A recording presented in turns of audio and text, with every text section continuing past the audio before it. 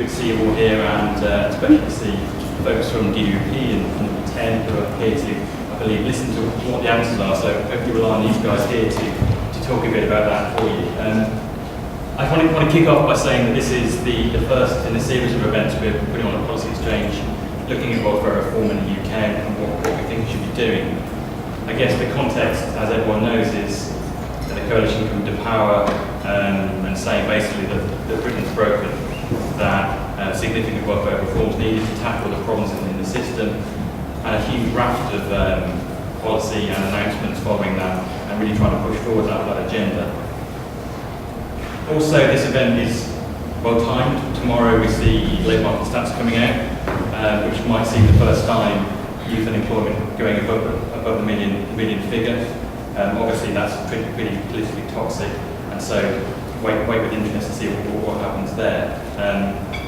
The particular focus today is on unemployed young men. There's a reason for that. Of the people, there's a large proportion of the youth unemployed who are male, and the long-term unemployment of males under the age of 24 is twice that of the young females. So clearly there's a distinct problem here which we're seeing. Now, a lot of what Policy Exchange is saying is that the reforms of the government are positive, but we don't think actually the reforms are going to go far enough in really pushing the welfare state in the right direction. And we're saying that actually there's a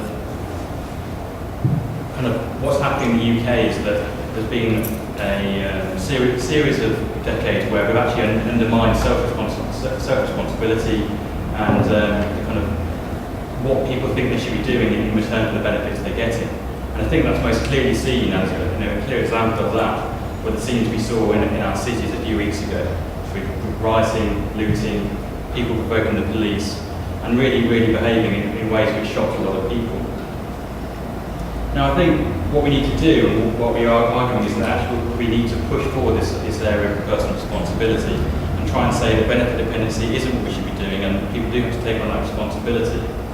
It's about personal responsibility, but also responsibility of the state, of the government to provide support, and also responsibility on everyone here, on us and wider organisations, to try and help the people who are suffering from deprivation and poverty.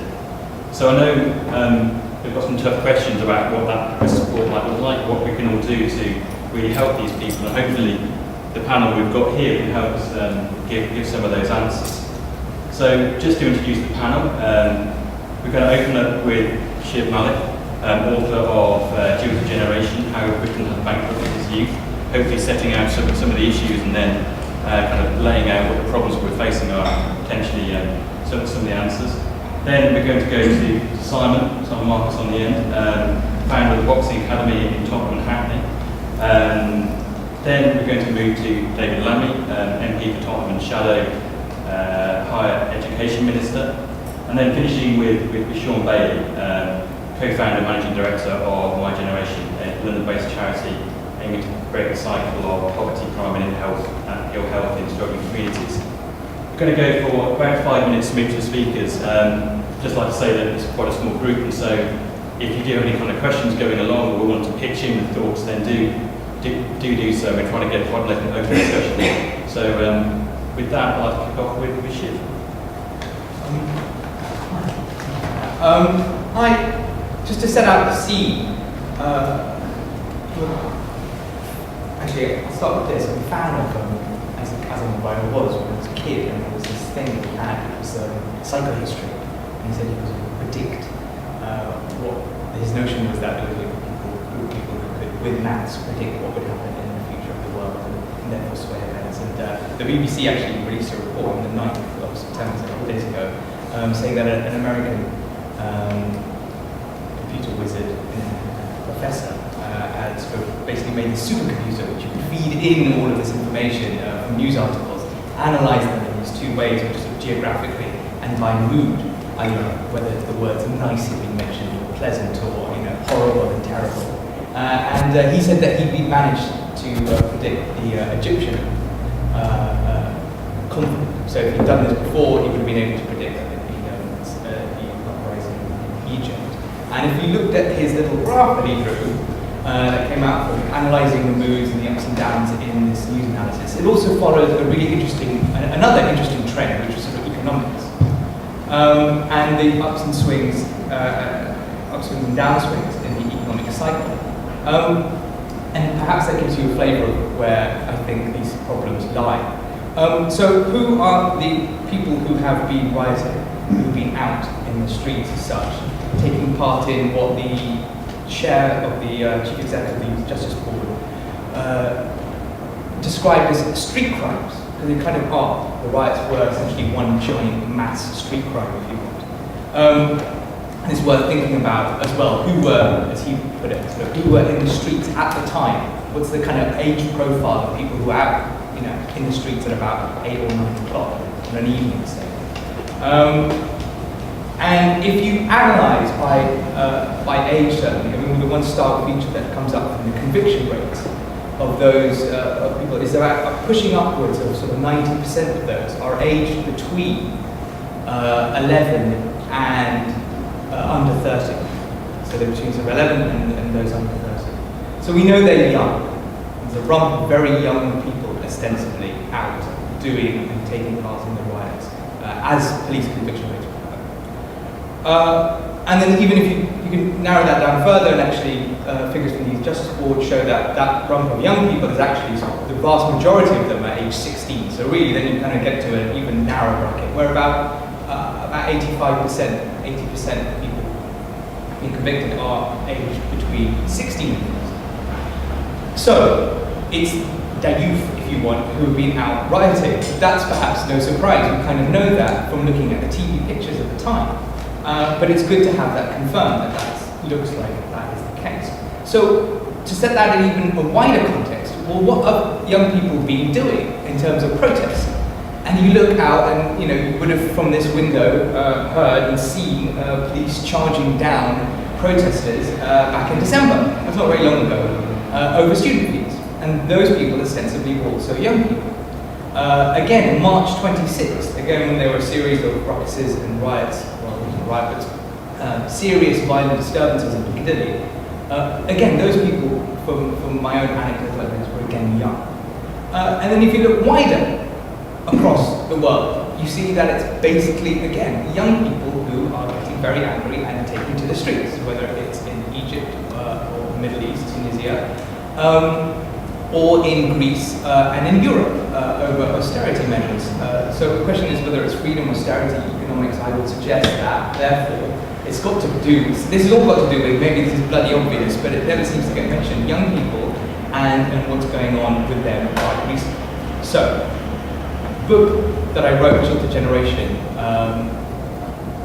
one of the most interesting things that came out from there, perhaps, is actually a report the OECD did in about 2008, which showed that in Europe, the most analysis is done by class. And so when you look at wealth inequalities, and that's what they were looking at in Europe, wealth inequalities in Europe over about 25 years.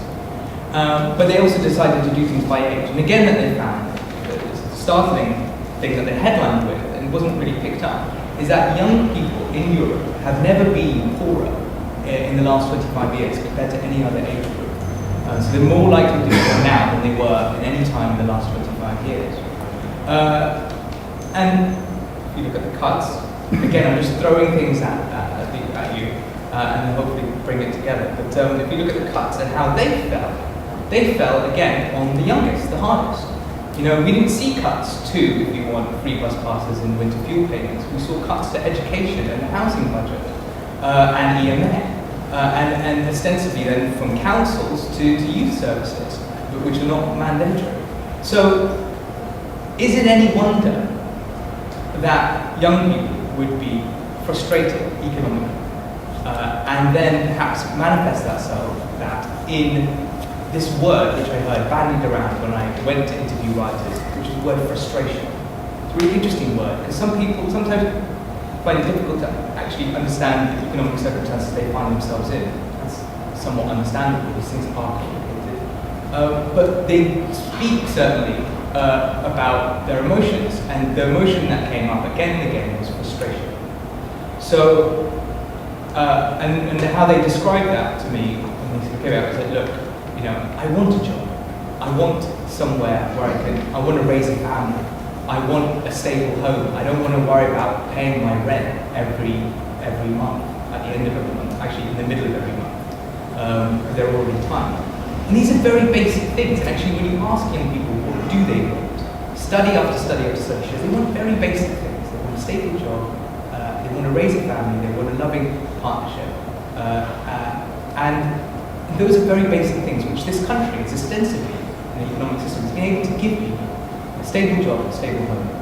We can do that, but we stop doing it. And as soon as you stop doing it, it's young people who get the most frustrated because they have nothing to start with and all the hopes in the world. And to finish, we've promised young people for a very long time, and they said, go to university, work hard, study hard, and the world will be your oyster. And they've opened that oyster and they found it's full of grit. Thanks.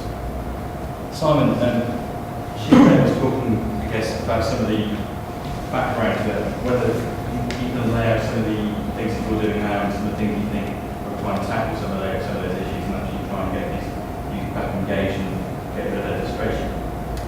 Absolutely, yeah. I mean, I was reminded of the Time magazine, I think, article several years ago about Britain having the most unhappy children in the Western world, or was it the whole world?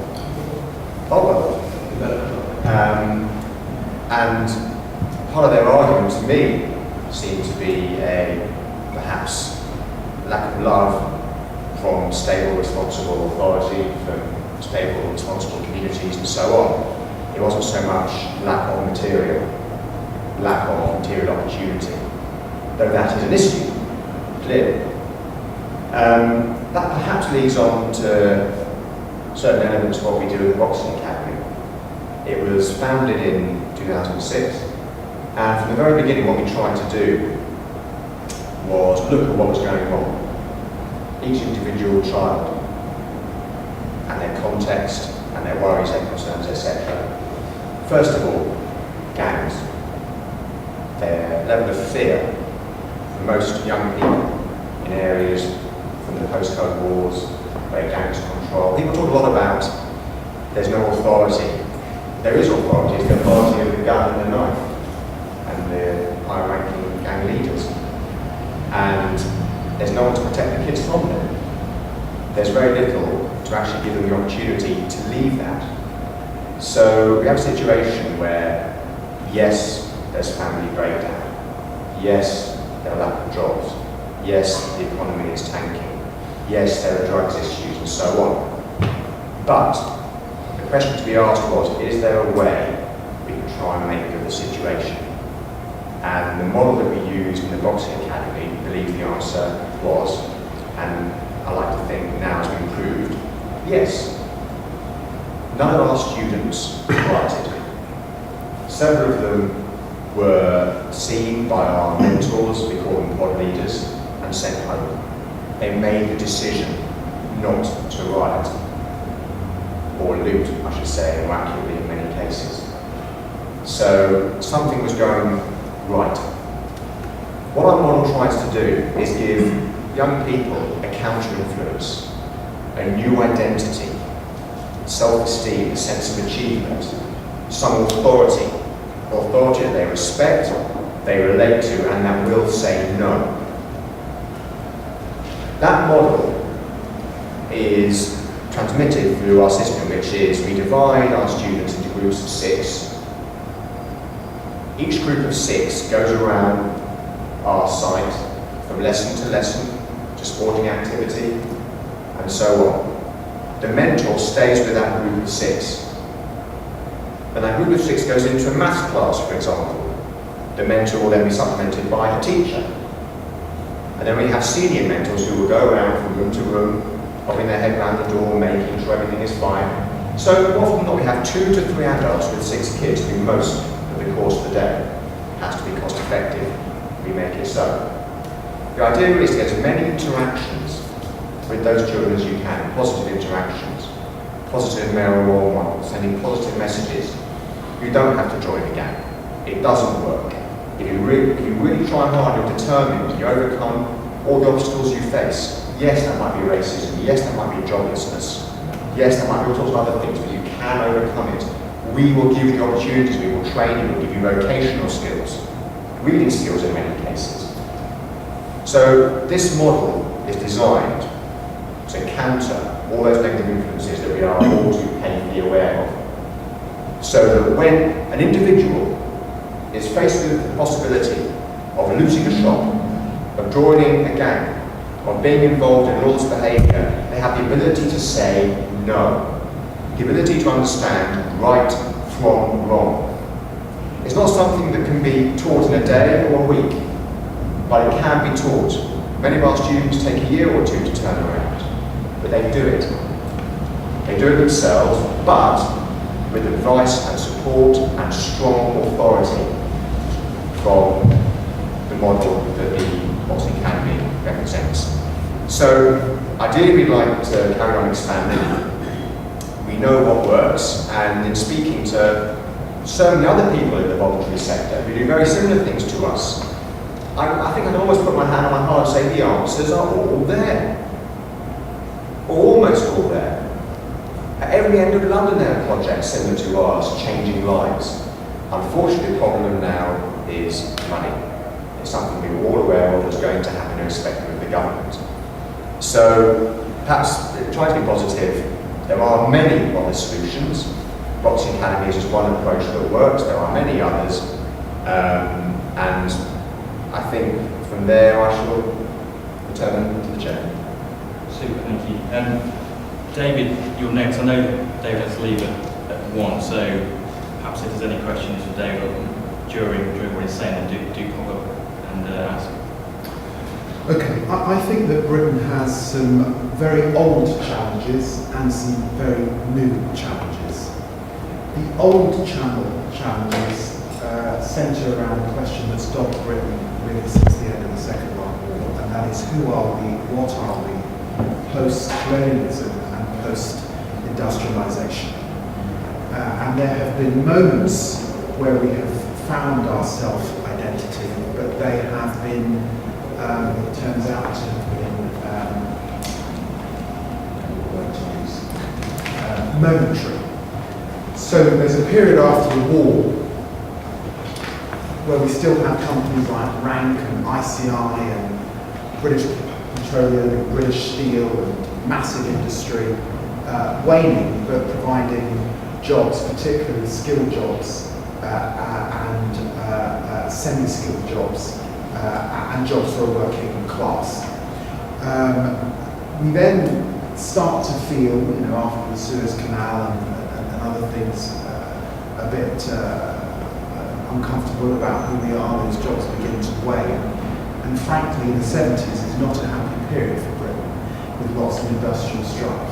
And the beginning of a clear pattern of a lack of jobs for the working classes. Margaret Thatcher provides a moment of opportunity, understanding that it's quite important to give working people a stake in society. And I want to come back to that idea, a stake in society.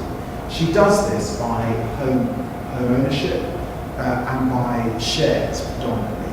A stake in corporate Britain and a stake in your own home.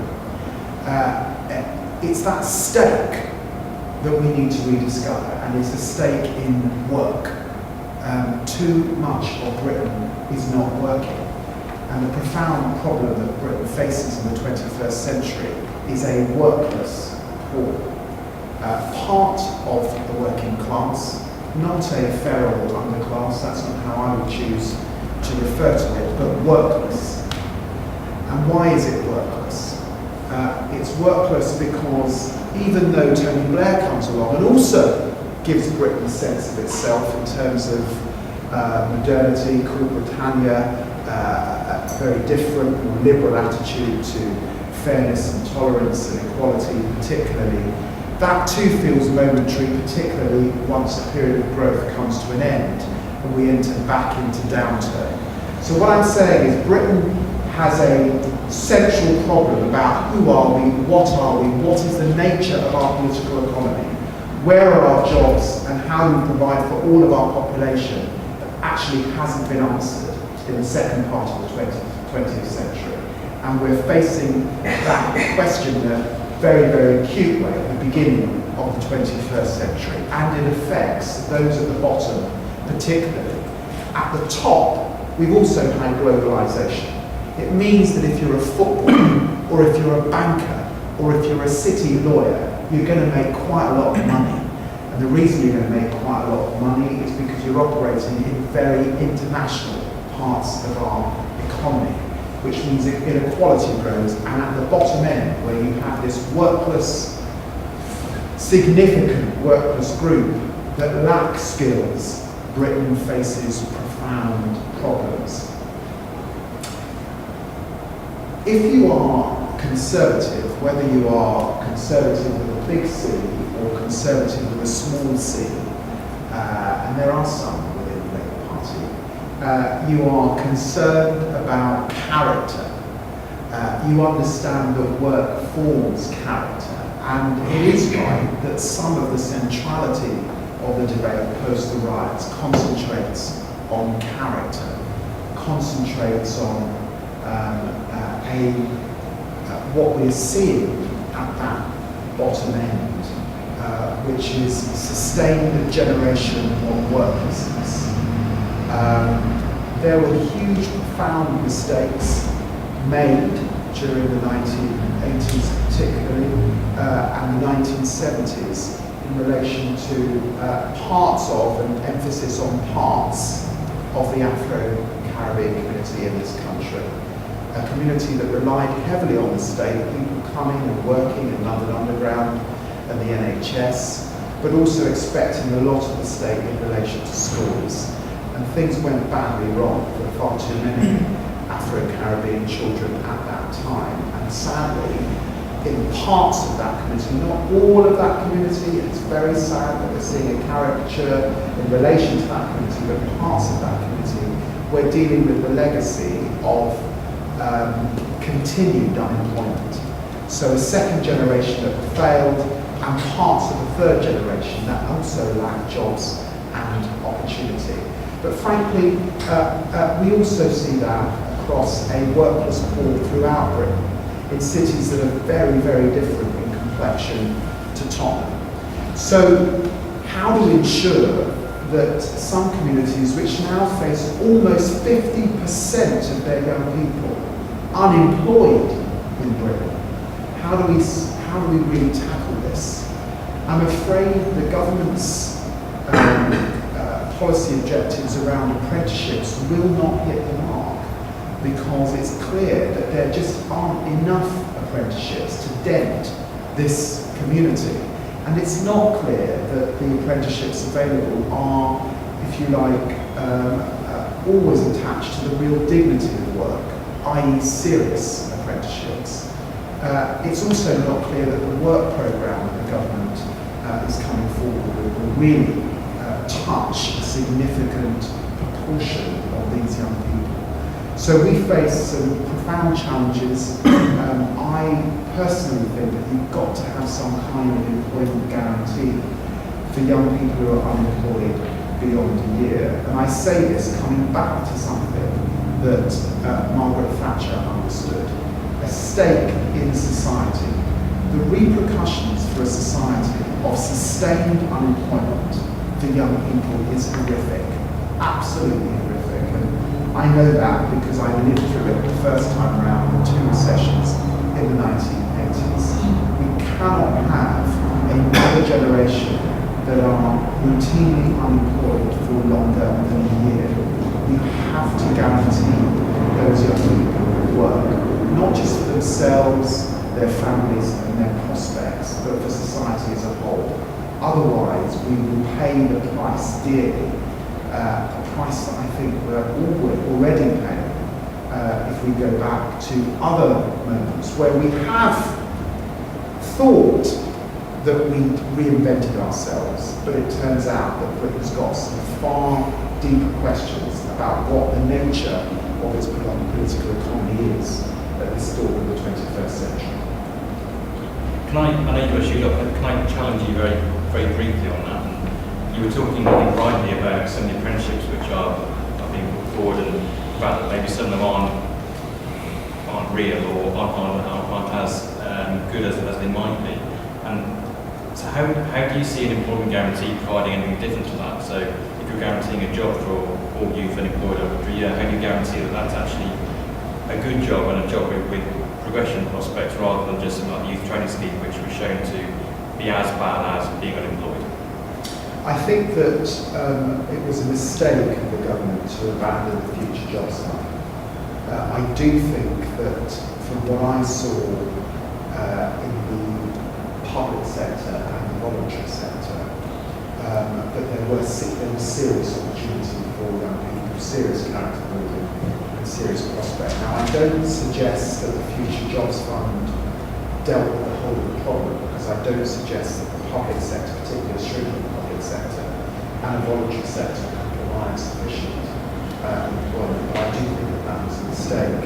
And it was particularly a mistake in areas like mine, where obviously so much of the community relies on on the public and voluntary sector. So in a sense, that was you could argue that that was a short-term fix, not a long-term fix, but it was a necessary short-term fix because the alternative is long-term unemployment.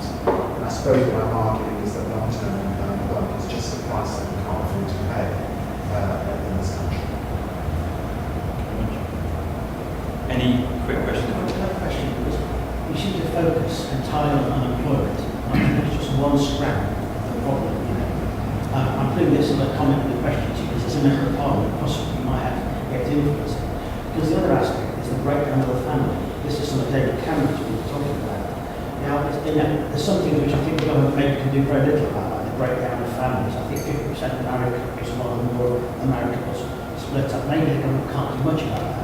But what it can do, and I think this touches what previous speakers said about the breakdown of family and the lack of fathers. Now, these riots only sort of rekindle the argument of what's happening to our youth, which has been going on for many years, mainly due to the number of murders of teenagers, in particular in the Afro-Caribbean community, the so-called black and black crime. And over again, people have come and said it's the lack of a father figure in the family. And I remember about 3 or 4 years ago, Jack Straw, and his minister, Secretary of State and Minister of Justice, said, lads need dads. Now, the thing is, you can't do much maybe about the breakdown of couples, but the question is, there's a family court system which lets down this country very, very badly, because 50% of children, fathers and children, lose contact within 2 years. And if you look at it, I think a lot of that is down to a dysfunctional family court system. Got the point. Yeah. I've had a lot to say about fathers' role models and that whole important narrative. The subject of this was young men and unemployed, so I centered my discussion on unemployment. Although I would say that part of what I said in my contribution relates to character. I actually think work, having a job, getting up in the morning, coming home at night, doing it again, day after day, week after week, year after year, is at the centre of fatherhood and parenting, actually, and builds character, gives you a sense of self-worth. So my own view is that actually the two are deeply related. If you have employment in these communities, it makes all the difference.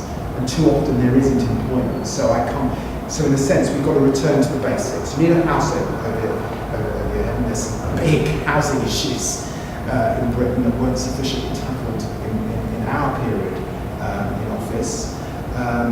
There are still some challenges in our education system, although I do think there's some progress there. Where we've got immense challenges is in relation to our political economy and where the jobs are. The jobs for everyone, not just the jobs at the top. And yes, I think that what I was also indicating is, and what I could have said, let me just say this, the two big political ideas of the 20th century, neoliberal economics and liberalism, really, sort of equality and rights, obviously presented some real opportunities in the latter part of the 20th century, but we're dealing with the downsides of both of those two liberalisms, if you like. an economy, a political economy that gives us very few meaningful jobs at the bottom end and relied too heavily on retail, service economy in the city effectively, and didn't really do enough in relation to manufacturing. And Margaret Thatcher is as responsible for that as Tony Blair. And a liberal context that does not help in terms of character formation in a world where the internet technology, BBM, and lots of consumerist influences can have a profound effect on character and indeed parenting. So some of what's beamed out of the States is not helping parts of my community to want to be fathers or want to treat women in a way that's appropriate, and it's hard to control. Hence you come back to work and what builds character, and things like national civic service and other things. So all political parties are wrestling with these things, I think, at the beginning of the 21st century, and it's going to take some time for our economy to work out how we settle on the direction forward. But it's clear to me that both the Labour Party and the Conservatives are fighting over this very fertile new political ground. I'd love to come back to you with some points that I'm able to go. So just to say thank you for booking the speakers. Okay. And we'll carry on. Thank you.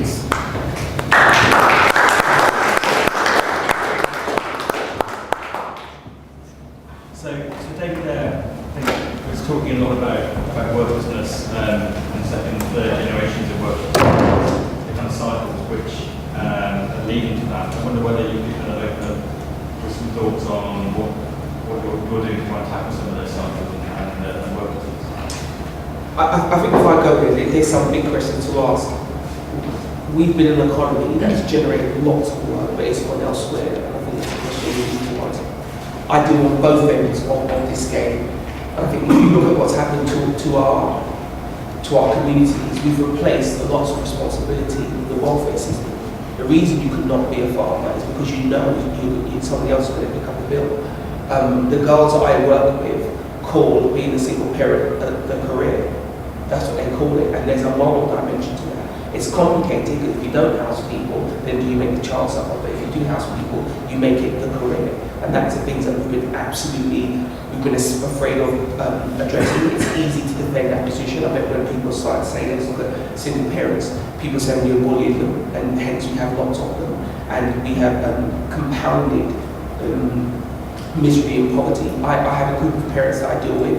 One half of them are older, they're older than me, so in their 50s, and they view their own children in quite a dim way. Because the life that their children lead, they believe is wrong and would not have done. So I'm talking about sex before you're 16. I'm talking about being a parent before you're... One woman said to me, you shouldn't be a parent before you're 28. You speak to young people, 28, oh my gosh, I took to my third at that point.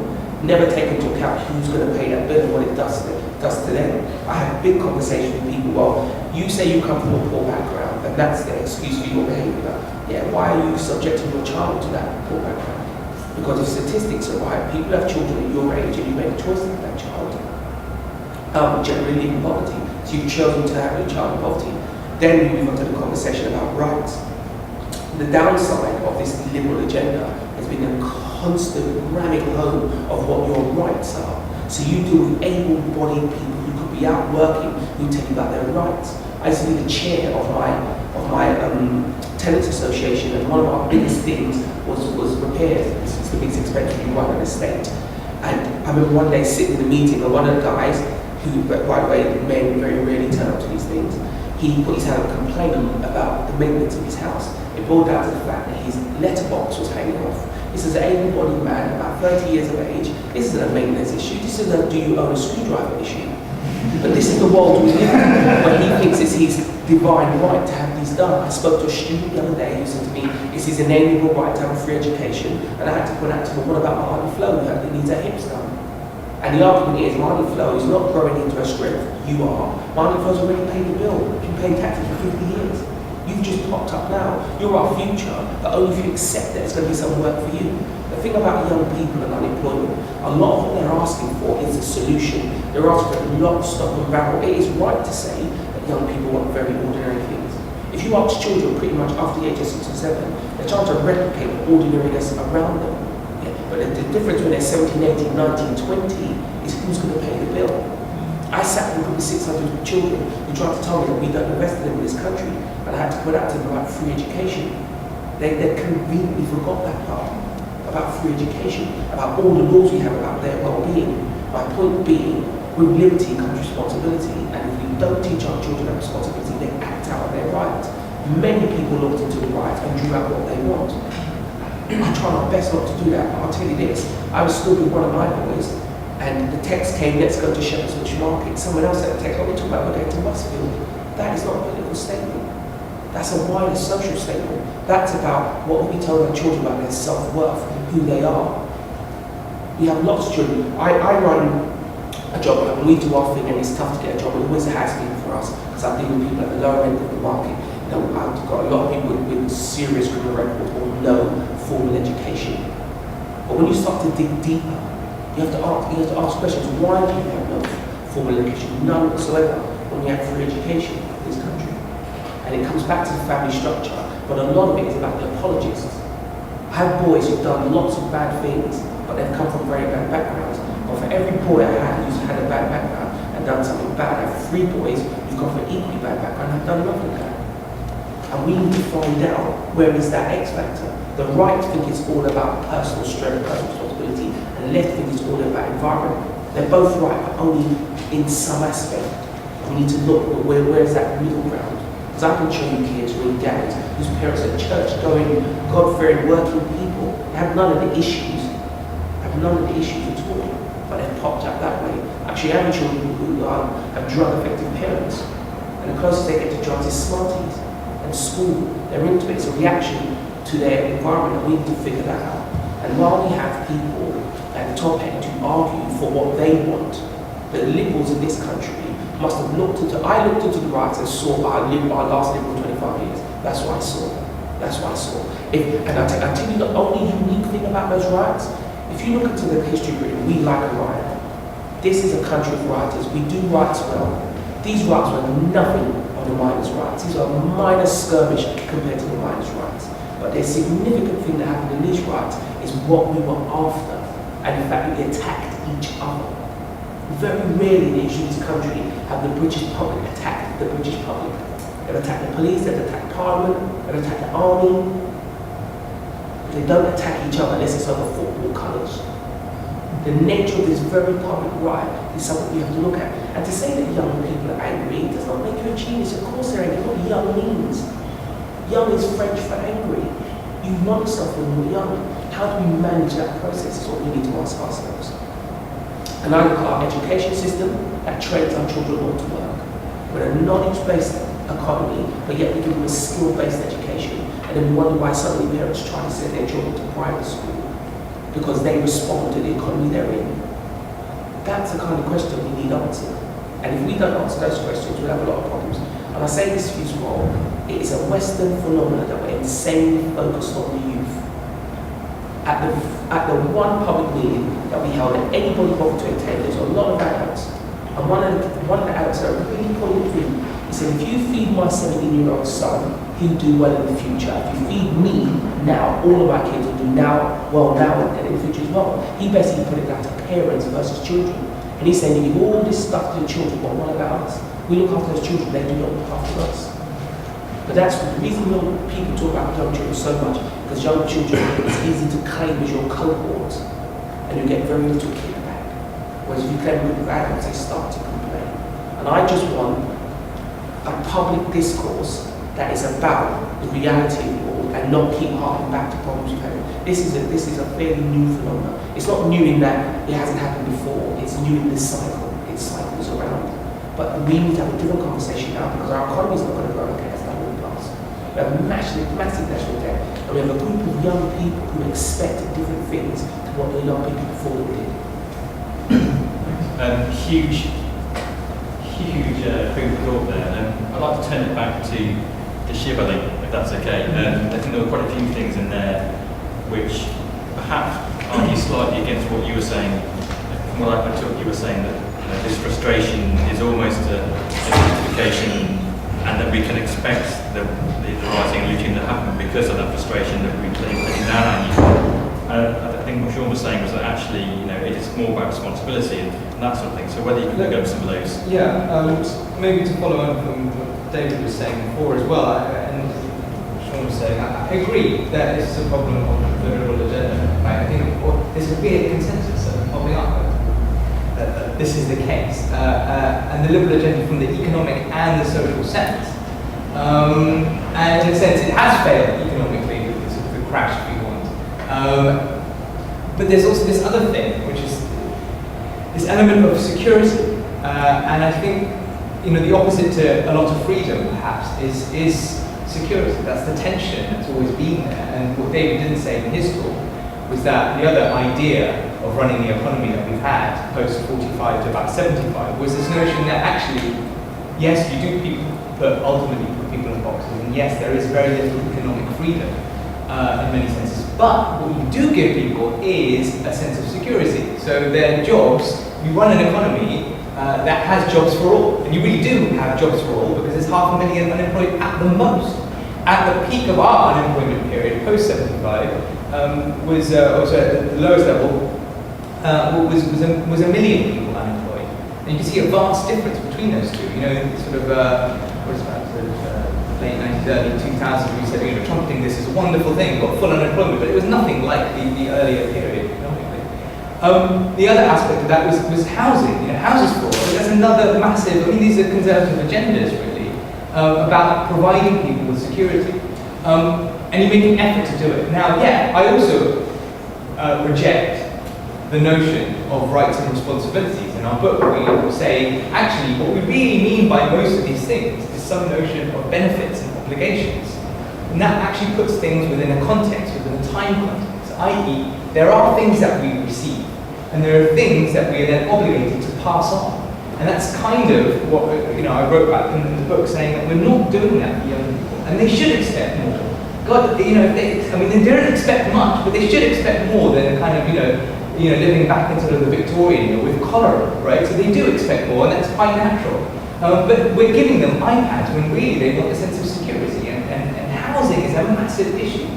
So, yes, it comes down to this perhaps, which is what can we actually do, right? Sure, we can call people feral, and we can call them an underclass, but I don't think that's going to happen. It certainly doesn't motivate people to feel better about themselves or to do anything progressive in that sense. What else can we do? Well, we can berate them over morals, right? And say, look, you just got the wrong morality. We can berate fathers over not being good fathers, and they'll always be not good fathers if you want.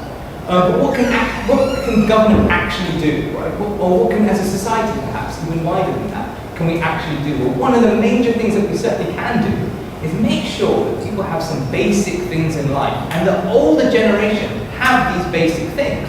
They have a sense of, generally speaking, a job that they know is secure, and if not, right, if they are worried about employment, they have some equity to fall back on, generally speaking. These are just statistical. Obviously, there are lots of anecdotal evidence to the contrary, but statistically speaking, they have equity to fall back on, usually the house that they own, right? Young people, they have no prospect of owning a house, so they're not going to be a member of society or have a stake in society in that way, or very little prospect. They have very little prospect of getting on social housing, unless, of course, they're getting pregnant, right? Which is why people do it, because there's a sense of security, right? And that's a no-brainer, and that's totally rational.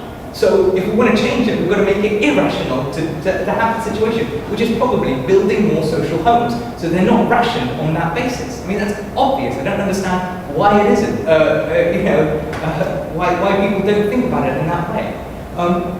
And the third thing is, in the housing situation, is they end up then, therefore, in the private rented sector, which is, then they get this, landlords always, they love this, they go, oh look, our private rented sector is going up by massive, huge percentages every year, it's wonderful. People love living in the private rented sector. Well, they're being forced to live in it because they have no other option. Turns out it's the most expensive, it's definitely the least secure, you can get thrown out within a month, right? All these things are new. They're all new, and they're all for young people. They didn't exist 20 years ago.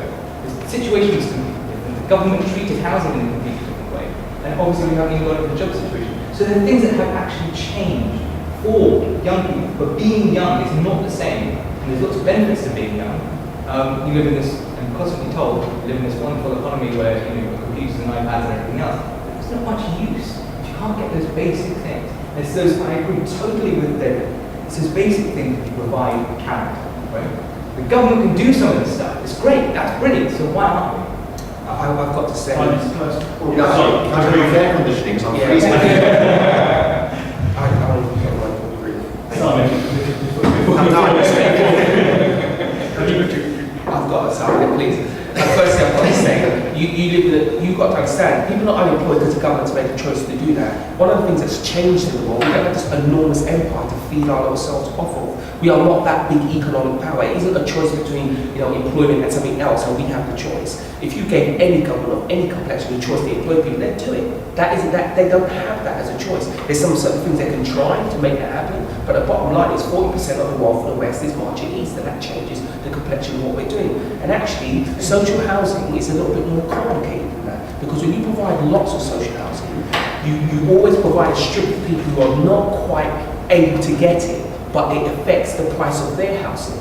So you have to be careful. So the more social housing you provide, the more people actually can't get any type of housing, because you cannot provide social housing for the entire country. If you can do everyone, then you're always going to affect someone negatively. And social housing actually is very, very expensive, because we, as a paying public, have to cover the maintenance charge. If you look at the G15, the 15 biggest housing authorities in this country, social housing, I think they house over 3 million people. Their big issue is the state of their stock, not building it. They can build it, particularly in places where the land is not expensive. What comes is running it. Running social housing. I'm not saying you abandon everybody to the private sector. What I am trying to say to you is not quite that rosy as you could just decide to put them in there. But we haven't built any social housing. I mean, that's a big one. That's- Building some is at least better than building none at all, which has generally been Labour's policy for a long while. Well, and the waiting lists are now. Yeah, but why? But Millions, why? millions of Why? people Why? use it. I tell you why. Wait. If you come on my estate where I live, it's not poor people. Pretty much all my neighbours have a car that's less than 3 years old. Some have got enormous cars. What they've done with social housing is track us. So there's two versions of social housing that I'm going to come to. If you come to my job club, right, you have people who cannot get a job. They literally could not make the decision to get a job because their housing is linked to them being unemployed. That's what social housing does. And then you have the other end of people, like me, have to take the brave step and give up their tenancy and now live in a different form of social housing where I take all the risk and they get half the profit. So social housing is not this beautiful thing that works for people. You need to be very careful about social housing. Just to be a very, very quick plug here, actually. Thankfully, we're actually going to be publishing something in the very near future, Alex, in the very near future on the whole housing and planning debate. I want to bring it back a bit more close to the kind of unemployment picture and trying to take on, fair enough, housing is a problem, but why aren't the young people taking more responsibility to get the education, to get the skills they need to get into work? And I think, can I just, do you have any? Millions of thoughts. One thing I would like to say is when times were better 4 or 5 years ago, many of the young people in poor areas didn't take the jobs that were there. And this is a reality. And it relates very much to what Sean was saying, that somehow we managed to develop a generation which believes they have a right to pick and choose whether they work or not, and to have a reasonably acceptable life without work. That is in no way to condemn people who try very hard and cannot get jobs and deserve all the support that the state can hand out. So we have to again examine that moral element. Now, well, there are a few other things I'd like to say related to the jobless argument. I used to work in Brussels with the British Chamber of Commerce a long time ago, and I remember when they were renewing the EU budget in 2006, 5-6 was around then, until 2013. I remember there was some briefing with one of the DGs, I can't remember which department, maybe employment or innovation. It was the day after they renewed the budget, and they had just chucked all their money at the common agricultural policy. You remember that? And research and innovation got 0.5%, something like that, of the EU budget. And also, this chap, I'm not exaggerating, had his head in his hand, and was a briefing much like this, he could barely speak. He was saying, that's it, the chance has gone. That was it. In 2013, China will have their share of the world economy so much and gone past us so much, it will be too late. All we're asking for is 2 or 3% of the budget to develop niche products, information technology, areas where we can perhaps compete with other global economic regions. And we miss it. And we're competing, he said, with people who don't mind clearing out huge towns of millions to build an electro-hydraulic dam or whatever. He's not saying we should do that, but that's what we're up against. So in terms of creating jobs, in terms of creating the foundations and the climates in which we can renew, and places like, for example, the Tidal right, which is a sea of devastation, has been for 30 years nearly. How do we change our economic climate so that we get people into work, we become competitive, and we can break this cycle of which joblessness is unquestionably a part? And that's something, I know there's some economists in the room. Maybe they would like to comment on this. This is the question. On that point, maybe it is time to open it to a couple of questions. I know there were some hands earlier. Hi, Anna Wallace from CIPG, we're representing the HR profession. And we did some research that came out last month and found that employers are twice as likely to recruit migrant workers in the coming quarter than they are school leavers. So it's a little bit of a loaded and politically sensitive question, but do the panelists think that the kind of flow of migrant workers is the issue, or is it argument? It's both, isn't it? There's no doubt that the flow of migrant workers is an issue. Where I get on the bus, this is it's contradictory. So you've got British workers and they're supposedly lazy, and there's lots of evidence that they can't quite match their Polish, their Polish, and all the rest of that. But then a guy who works at one of my local building sites told me we can't compete on price. And where I get on the bus, there's a big house, about a 5-bedroom house, but it's been broken down into sleeping rooms. So you have all the immigrant workers, they're sleeping there, so they're paying rent. They're paying rent on their bed, not on their whole house, not having to pay British overheads, as my partner. He said, I have to pay British overheads, this guy no. So I asked one of the guys who came out of the house on the bus stop, he said to me, I only pay half the rent on my bed, because he says, I sleep in it in the night, and another guy sleeps in the day. So he said, my costs are even lower. So, it's two ends, but part of it is because we were saying to British people, you pick and choose a job because it is your right. And if you don't like it, you can stay on the double score. I know that's a bit of a simplification, it isn't quite that simple. But in essence, that's what happened, because you cannot argue the fact that for a long time in this country, you could make the decision to be on the dole. It was you could do it. I know it for a fact, because like I said, I run a job club. And when we first opened up, I reckon we had about 80 people who made the decision to stay in the dole. So they came, see what happened, didn't like it, decided to stay. So I get the point here was that there are people out there who are willing to take on the challenges of modern life, of not having that security of the house and home and being, sharing a bed. So what is it about our young people which means they won't do that? It's because they have higher expectations. That's just true. And it's interesting. Okay, so let's say because in this million figure, or a figure that's about getting, there are a lot of middle class, working class, and if you want, underclass people come from workers' households in those figures too, right? And what's interesting about it is that, okay, so if you take, where did this concept come from that actually, work is supposed to be something that you choose and it's supposed to be fulfilling and all those other things as well? Well, where did it come from?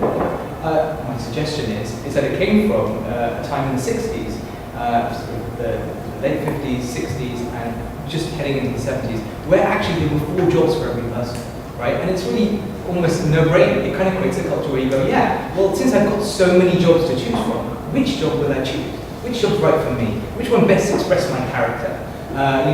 What do I, etc., etc. The list goes on. And the parents have brought up their children, in a sense, with that expectation that you choose something that makes you happy, that fulfills yourself. Work's not really about that in many respects, as in the French attitude is probably a better attitude, which is you kind of, I think you don't go to work all day, but, or you go to work and it's a trade, and that's what basically is. You swap it, and then you're there for your 35 hours, but that's it, right? And that's what work is. And now, people have varying different attitudes to all of this, and I have a debate with my wife at home about all of this. I say, you work too hard, you should be more like a friend.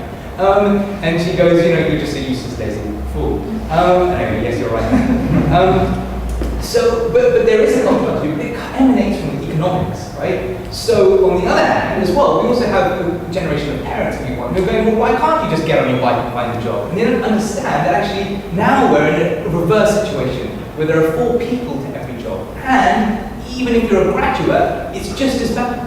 It's just as bad. And people go, what the hell did I go to university? Which isn't free, by the way. It's not free education. Well, we have got, obviously, free NHS for people who are living far longer, and it's now way more expensive, and the people picking up the bill are the young people, right? Because they're the ones who are the taxpayers, right? I mean, taxpayers is a movable block of people, right? And your 17-year-old will be your taxpayer while you're in a home, being nursed. So these things are transferable. So we shouldn't, say, oh well, look, you're just starting your life, you 17-year-old, get on your bike, get everything. That's correct.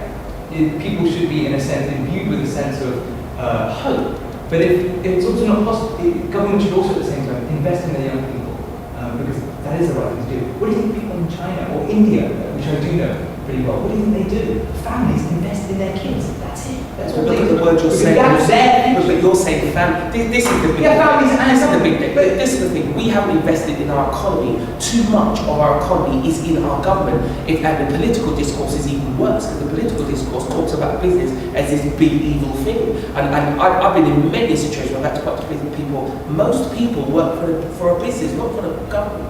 But the problem with what the government did, the last government, they pumped out 6.5 million employees to run this tiny little country. That's wrong. We should have done something else with that money, because that is not sustainable. That is the problem. Much of our economic policy, this is not just us, the whole rest of the world, is not sustainable. Now we talk about growth, we're not growing our way out of this debt, we're going to inflate our way out of this debt. And that's painful for the public. I'll tell you that now, if you go outside of debt, well, I'll give you my car. Excellent. Seriously. What car have you got that? You're going to be a lot of walking, because you're going to have to inflate our way out of this. That's one of my points about the world is different. At the end of the war, when the world was devastated, we had unemployment, we had something to do, the whole world had a job on, and our industrial state in the world was at a point where we would grow out of it. I don't see that happening now, and there's much more competition. If you bring it all the way back to unemployment, your point is right about what parents and people used to say to kids, don't do that, this is more meaningful. Actually now, in our job, we're like, get a job. McDonald's is a great place to work. I kid you not, because there's a social aspect to not working. So I sit around in my estate, right? More of my boys smoke, drink, and use the bookie. Yeah, and part of that is the time they have in their hands, but also, as well, it's the way in which they got the money. When you work, right, you are much less likely to be involved in crime. A, because you're busy, B, because you feel all people work for that. And you feel it has social aspects. Work gives responsibility in all its different shades, and that affects family. I agree with you. The core thing, there's 2 core things. One's economics and the other one's family. Because when the telling point for me in the riots is when the police commissioner came on the television and he had to ask people to keep their children in from the riots. That reflects very badly on the moral and physical state of our families. Questions there? My name's James from Centrepoint. We work with 16 to 25-year-olds homeless or formerly homeless. I have a good question for all of you about the youth labour market. And if any of you have read the Wolf Review of Vocational Education, which came out earlier this year, well, some of the language it used about the youth labour market was quite dramatic. It talked about vanishing or collapsing. And this wasn't just in the UK, this was across OECD countries as a whole. We've seen a progressive decline in the number of jobs available for young people, actually from the early 2000s in this country. And this maybe backs up some of what Shiv was saying about young people being poorer than they have been at any point. I mean, presumably part of that is because they are out of work more than they have been at any other point. So I guess my question is, given this structural problem with the youth labour market in particular, is there an alternative to government intervention in the youth labour market along the lines of a future jobs fund type model? Yes, at one stage, most of my working week was spent calling up various different employers locally and larger chain stores trying to get apprenticeships for my kids. Every single one of them, can't do that, health and safety, regulation, CRB checks, it wasn't going to happen. We eventually found some very helpful people having a business and education partnership who got blocked vocational courses for a week here and there. But it just, I'm afraid, it doesn't really work that efficiently. In terms of, I suppose, the way things were done years ago, when a kid would just do connections in his street or his parents or the community, would get an apprenticeship with whoever, those days are gone. And we absolutely need to bring them back. That is a very serious issue. I think the structural problem is the problem. Your point that our youth want more and expect more is right, correct, and that's what they're doing. But I don't think we as a nation and as a wider Western world are in a position to provide more. That point is collapsing the youth market is absolutely true. Technology, the march of economics is away. The technology we have, the economics is marching away from us, and that is truly the problem. I think ultimately, all of the arguments we're having now would be ended if we had like a rush of 2 million jobs. But that's not going to come. That's our problem. And that's why the nature of community, the nature of family is going to become even more important than ever before. The government cannot, and I really hope I'm wrong, but I don't see anytime in the short term them being in a position to reverse the trend in the youth market. We seem to be in this really awful, I'm talking about the room, I'm talking about the country, in an awful sort of inertia of kind of, well, we can't do anything, and this is terrible, and the world, things that happen, these things happen to us, and that's it. It's kind of this pontification. I mean, maybe it's because actually the country's getting older.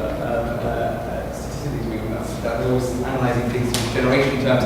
That we kind of, we just don't, we're kind of in our mid-40s as a country, statistically speaking, and we're also thinking like a mid-40s person. Oh, well, life just happens to us. And, what can we do? Kids have got to pick them up from school. Why can't they get a job? But we can. I'm way more hopeful. And I disagree. I think we can actually do things. We can actually change our circumstances. And we just need to get over maybe this little hump. It's a minor hump because it's a mental one. But it allows us to do a lot more, which is this phrase, government intervention. Can't we do it? We're living in a system where you can't have government intervention, right? Now the question is, there's lots of types of government intervention. There's the kind of government intervention which destroys people's lives, which interferes with people's freedoms, which treats people like they're a bunch of morons all piled together, right? I'm going to be really crude about that because I think we understand that argument because we've had it around for long. There's another type of government intervention which is a manifestation of society, and it's an economic one as well. We gave up our economic government intervention in 1979. That was the very first thing that Margaret Thatcher did. Everyone goes on about the miners' strikes, what happened later. Nothing in comparison to the very first thing that she did, which is to remove capital controls. It gave up our sovereignty, incidentally, which no one ever breaks it for, it's odd. But that was the foremost thing that happened in this country, which meant that we couldn't control the things that we did. It changed the economic system, and it was actually way more, I would say, influential than even the Big Bang, right? We're living in a time where we can talk about bringing those things back. Why? Not because of a philosophical disagreement about what markets should do, even though we're having that debate now, but because we perhaps need to start controlling our destiny, especially when it comes to young people, and saying, hang on, well look, it's not just a question of investing, it's a question of creating jobs, because that's a good thing in itself. There are lots of things that government can do. There are lots of things that government can do to provide security, right? We can change rental agreements. Small things. They don't actually cost, in that sense, they cost upfront costs. They may cost the economy, people can argue about that. There's little things that the government can do. They're seemingly little, but they're actually massive things. They give people a sense of hope, and they give them a platform for which to rise upon. Perhaps they just add to this idea that actually the state's there to provide everything for us. Well, yeah. Well, why not? We're a society, we're a nation called Britain, right? What are we going to do for ourselves if, who else is going to do it for us? Us. No, but this nation is made up of that's right. Let me say, if not somewhat, it's also not us. us. Oh God, no, it's not us. It's more No. us. Well, okay. It's not us. I'm not sure if research. No, sure. I'm organising a fair in South London for young people, South London Apprenticeship Fair, and I find that the problems are actually quite much smaller. As a candidate in Southwark last year, I identified the fact that young people have very little confidence. They are not happy face-to-face with employers. they're not competent at applying online, and it's very small things like this which are actually barriers to their entry in employment and training and other such things. And this is the reason why I think a lot of young people aren't actually getting jobs, because there are lots of jobs out there. When I was younger, there were jobs agencies all along the high street. It was like going shopping. Now it's dominated by Jobseeker Plus, which is a government-owned institution. We should bring back looking for a job as a face-to-face situation, so that young people who don't have that specific requirement, who can't fulfill a specific requirement, can actually talk to someone and say, listen, I have the dedication, I have done, this is my experience, and they can actually assess them and bring up an employer and put them in front of somebody who might give them an opportunity. I don't think it's, I think it's very small incremental things which can make a large difference, right? So I don't think it's so much about these inflated intellectual ideas. There are jobs out there.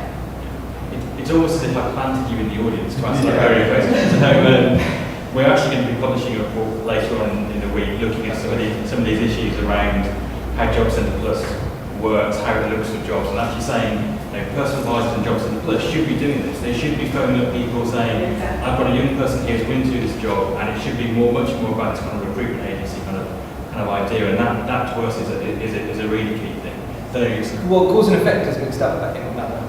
If you have lots of jobs, right, going, and lots of things such as, you don't need recruitment agencies, because recruitment agencies are there to deal with lots of people wanting very few jobs, because they've got to sort all these people into fewer positions. When it's the other way around, that's why you don't need recruitment agencies and Jobseeker Plus as well, because there's not a service to provide. No, everything's online. It's not virtual. Everything's virtual. Everything's online. People have to apply. Even Jobseeker Plus, they send you to a computer. There's no support. There's no one-to-one face. No, I agree with you on that. But young people need to be face-to-face. What it boils down to is this.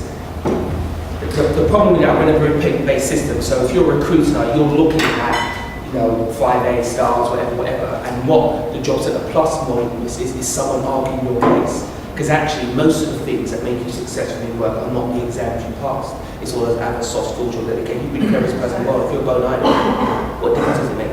And I've actually argued the point there, because I deal with lots of young people, and it goes back to my thing about the curriculum, about school, about what we do. Because one of the things that school is terrible for, and I'm not sure if it's school's job, but it certainly used to be, is teaching us soft skills. What's really wrong with our young people is there's no resilience. And unfortunately, we're in a society now where everybody talks about inequality and hate people who go to public schools and all the rest of that. But I spent some time at Eton to see why those boys outperform my boys. And it's nothing to do with academics, it's everything else. It's everything else. Those Eton boys look you in the eye when they shake your hand and all the rest of that. I know you're going to say they got all the background and all the rest of that, but what that is, that's the argument to get more. Because the problem in this country, particularly our education, forget Eton, not yet, it's all about the supply side of education. Constantly talking about more teachers, more school, bigger salary, bigger pension, more sports field. None of it's about the demand side. Now, my friend worked in India, and he's talking about having classes of 50, 60, 100, but the kids are making it great because they want to be there. Something in them, something in their community is want to be there. And that's why the state of young men is important, because young men are who even younger men want to be. So if they're interested in education, then they'll be interested in education, then your upskilling is through desire. Because I look to my community now, and the desire to be educated, not so much. If you want to be educated, you stick out. I mean, and it comes from the system as well. In a primary school across the road from me, 93% of the children don't have English as a first language. And the local authority and the teachers in there are proud of that. They think they've done the right thing with their catchment policy. And I pointed out to them, well, intellect is based on conversation and language. If these children can't have the language that everybody else around them has, then what chance do they stand? And they have to be considered. And then that just goes up. Because as you go up in life, you'll begin to fall further and further and further behind. And that exposes you to the sort of undecided society. That's when the crime becomes more rampant. I have boys who tell me things like, let's get it straight, Sean. I got no exams, yeah, but I earn more than you. It's a very tough conversation to have. I know the song will come, but we're running a bit short of time, so I wanted to let you say something, but also I want to ask one last question for everyone to kind of summarise in a minute. If there's one thing that government should be doing to tackle this issue, what should that thing be in less than a minute? Is it that hard? You can answer, you can say what you're going to Just say. very pick up what Sean said. Absolutely. In China, so I keep going back to China, they are almost literally building brick for brick the English public school system. Why? Because it works. Yet in this country, we have an industry of people whose whole aim is to destroy it. Doesn't that strike you as a little bit perverse? Should we just be having schools where they're all the same model as Eton, with the same standards? I'm sure we can do that as a country and as a government. In terms of 1 minute, what was it, the problems with the whole world? The one thing that was it. I'll leave you with that. Telling all those which would be good. My 1 minute would be that a third of young males currently under 35 live with their parents. So I think we're going to start from creating a generation of men who are independent, who can provide for their own family in their own home. I would start with housing. And, you know, government is the only sort of body in a position to do something about housing because of the regulations we have, which are somewhat right about planning laws. But they're in the position to be able to do this, and they have the resources to build our way out of recession in that respect. So when we talk about housing, it sounds counterintuitive, but it's the right thing. Very good. I'm going to agree with Ship on two levels. I think he's right about housing for young men. I think it's very key to transform our community. Lots of criminal activity is driven by the fact that young boys have very unstable lives. A lot of self-serving going on. There's more homeless people in London than you imagine. I'd say ultimately we need to prepare the economy, and I think the way we need to do that is to spend more on research and high-end stuff, because we're never going to beat the rest of the world on price. And ultimately, if you have no job, you have no job. No amount of dead-end apprenticeship, future job scheme, none of it is there for you. Want a real job that pays you real money that you can have real pride in. So I think we should spend more on building our economy. And one last thing, she was right, we should be more upbeat about the whole thing. You are right about that, we are It's good to finish on that massively positive note. I think just to plug endlessly, as I've been doing the whole way through, this is the first of these kind of events we're holding. Please do keep in touch and come along to the other ones. Look out for our reports as well. Personally, I found today really, really interesting, and it gets to the heart of a massively important issue. I think it's probably also the first time across the exchange where we've had a live bet, which we'll be holding Sean to. So I should have made you give you. If growth hits 2 or 3%, you'll see which job I'm holding for that. Yeah, I'll be eating. You'll eat a lot of humble pie. So just need to say thanks to you guys for coming, and also thanks to the orchestra. I want to make one other plug, which is actually me and Sean are speaking, you might not know this yet, at the Tory Party conference October the 4th at 8:30 in the morning in Starbucks. So, yeah, we are. They told me they invited you to speak to our sister. So if you like this debate, come along to that too. And I think it's pretty cool. Thank you to the panelists and say thank you in the usual way.